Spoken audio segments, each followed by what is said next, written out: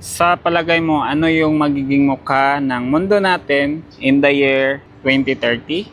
So, para sa akin mga boss, in terms of business, siguro in 2030, that would be the breakthrough of all outdoor related activities na business, tsaka tourism, and about health na mga negosyo.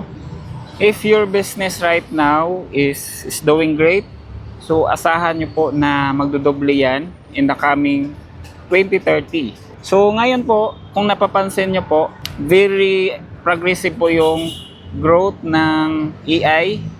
So syempre, in the coming years, 5 to 10 years from now, ang daming technology na magsisilabasan. Super high-tech na talaga, maraming building na magsisitayuan, di ba? Hindi natin alam in the future, yung mga sasakyan, lumilipad na, we don't know, di ba? So, maraming mga discoveries, maraming innovation na mangyayari in the coming 5 to 10 years.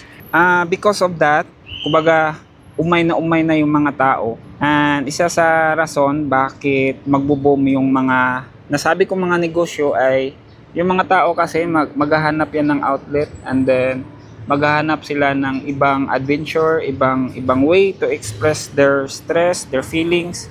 Yan, so kaya magbo-boom yung mga tourism, magbo-boom yung mga outdoor activities related na businesses, kaya magbo-boom yung mga running communities. Okay, dito sa Cebu, very active na yung running communities.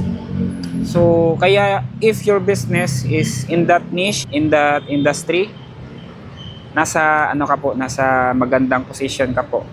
Yan yung nakikita ko na mangyayari in the future, dahil yung mga tao talaga, kumbaga hahanap talaga yan ng outlet kung paano nila ma-express yung feelings nila, yung stress, dahil ang dami ng mangyayari in the future. So marami ding negosyo na magsasara, pero kapalit niyan meron ding maraming mga businesses na mag-open and magpa-prosper.